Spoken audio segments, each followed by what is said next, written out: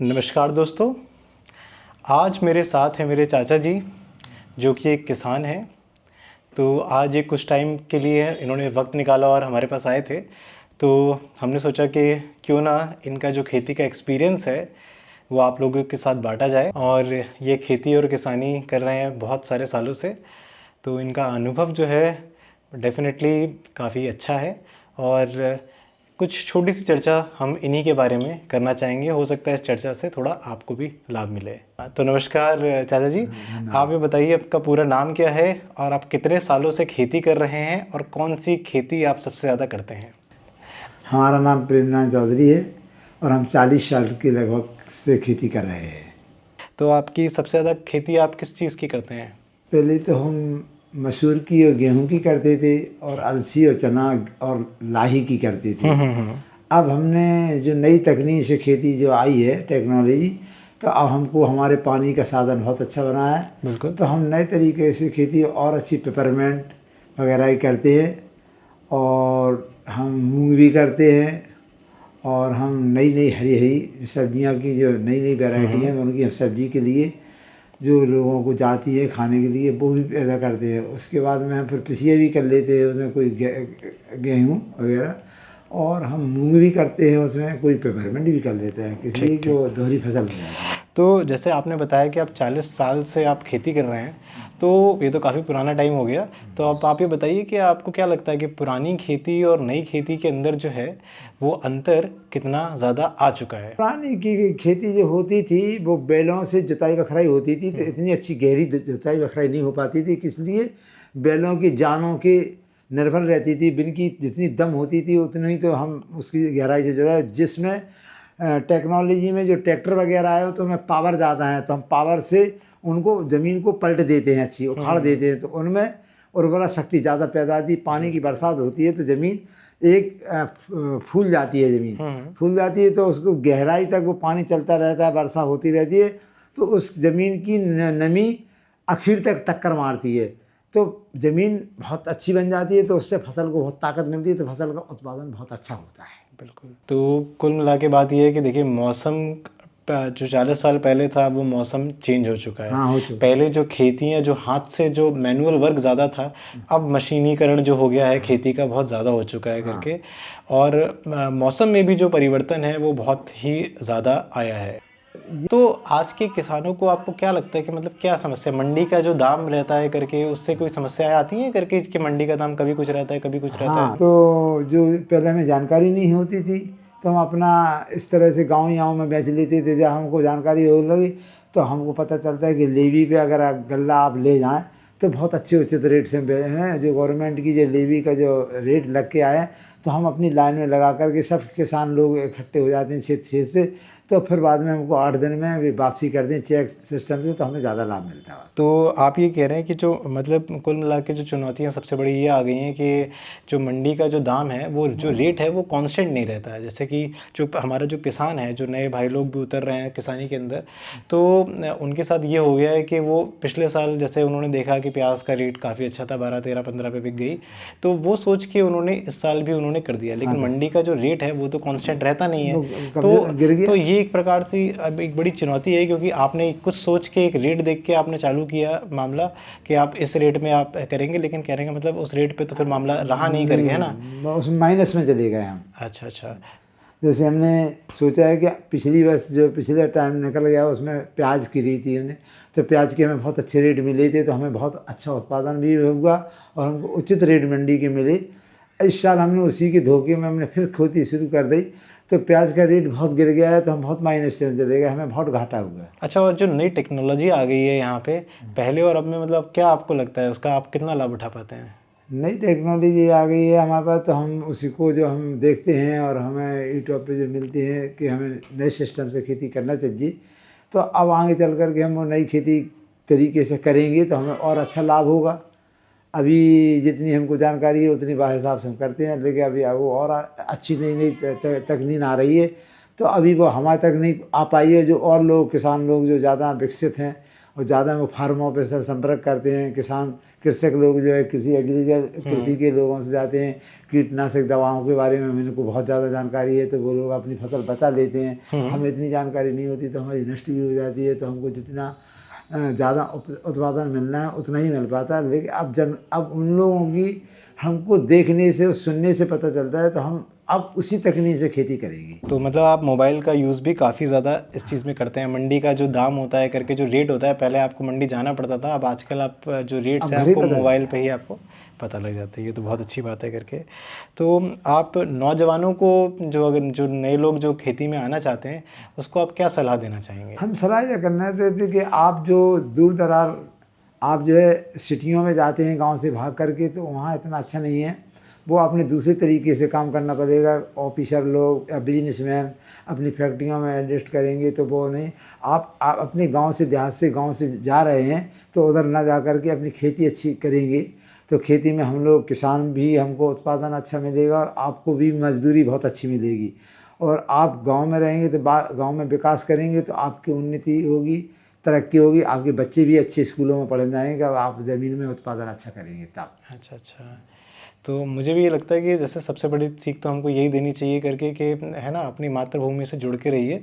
और जो खेती आप कर रहे हैं उस पर आप भरोसा करिए। हाँ और इसके अलावा सबसे बड़ी बात ये भी रहेगी कि जैसे कि हमने पहले भी डिस्कस किया कि लोग जो आजकल जो नया जवान जो खेती करने आ रहा है उसको अनुभव की बहुत कमी है।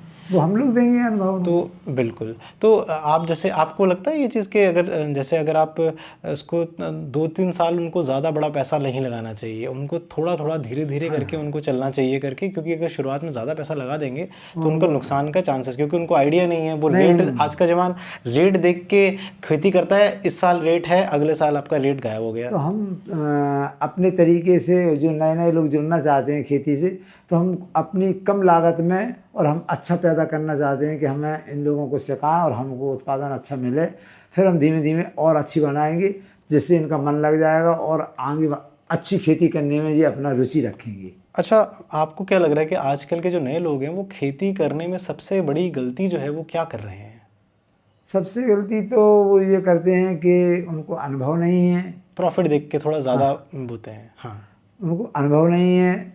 सलाह जो पुराने लोग जो खेती से गुजरे भए हैं लोग, उन लोगों की सलाह लेना चाहिए। उनके अनुभव से खेती करें तो घाटा कम खाएंगे। नए नए तरीके से वे खेती अभी कैच नहीं कर पा रहे हैं, इसलिए कि मैंने अनुभवी नहीं है। जब नई सोच में नए जोश में आते हैं तो वे अपने ढंग से करते हैं तो फिर घाटा भी खा जाते हैं, माने समझ जाते थे। अगर सलाह से पुराने जो किसान हैं वो अनुभवी हैं, मैंने पुराने ज़माने की खेती से ज़्यादा अच्छा लाभ हुआ जो नई तकनीक से खेती करने लगी टेक्नोलॉजी से, तो वो हमें अनुभव हो गया, उन लोगों को अनुभव नहीं है। अगर वो हम तरफ को थोड़ा रुख कर लेंगे तो हम उनको मार्गदर्शन जैसे देंगे। कि आप लोग मार्गदर्शन दे सकते हो उनको कि जैसे फसल रिपीट नहीं करनी चाहिए, फसल के अंदर एक ही खेत के अंदर आप कई सारी फसलें कर सकते हैं करके, ताकि ज़मीन की गुणवत्ता जो है वो बनी रहे। हाँ, ये हमारा ये है कि हम उनको जो अनुभव बताएंगे कि आप चक्र से फसल करना, यानी बदल की फसल करना तो ज़्यादा अच्छा उत्पादन होता है।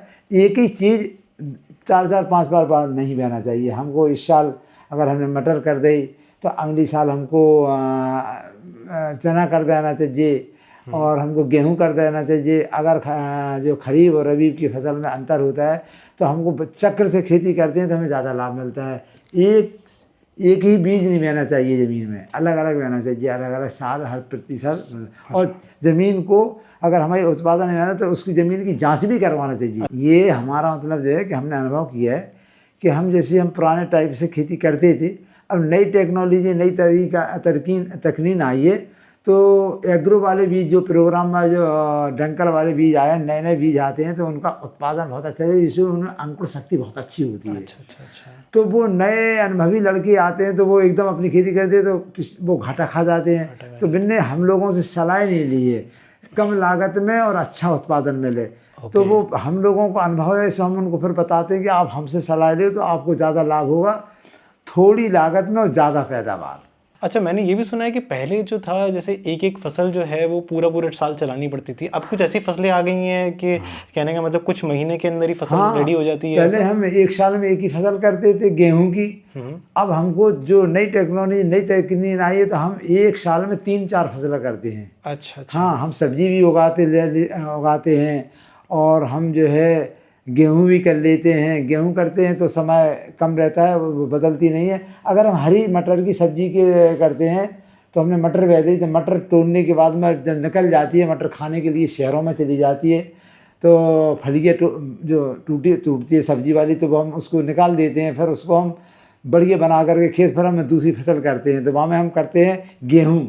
और जिसको गेहूँ नहीं करना, उन्हें ज़्यादा रकबा में मैंने मटर बही है तो वे कुछ 10 बीघा में मटर वो करना गेहूँ कर लेते हैं, तो 10 बीघा में वो पेपरमेंट कर लेते हैं, 10 बीघा में वो मूंग भी के लिए छोड़ लेते हैं। और बनने की कि हमें जो है तरबूज करना है, मतलब ककड़ी करना है, गर्मियों में करेला पैदा करना है, लौकी कद्दू तैयार करना है। तो ये सब्जी का उत्पादन करना है तो वो गर्मियों की फसल में ही होता है, जब हम मटर की हमारी फसल निकल जाती है तब। अच्छा अच्छा तो अच्छा। इससे बहुत अच्छा लाभ मिलता है किसान को। हरी भरी फसलों से अच्छी जो सब्जी का उत्पादन जाता है तो शहरों में जाती है, तो वो ककड़ी खाते हैं और खीरा खाते हैं, और वो कलिंदा तरबूज कहते हैं वो खाते हैं, खरबूजा खाते हैं। तो मैंने अच्छा लगता है कि जी गर्मी की फसल में से पैदा किसान करके देते, तब तो हम लोगों के पास आती है तो हम उसको भी पैदा करते हैं। अच्छा अच्छा।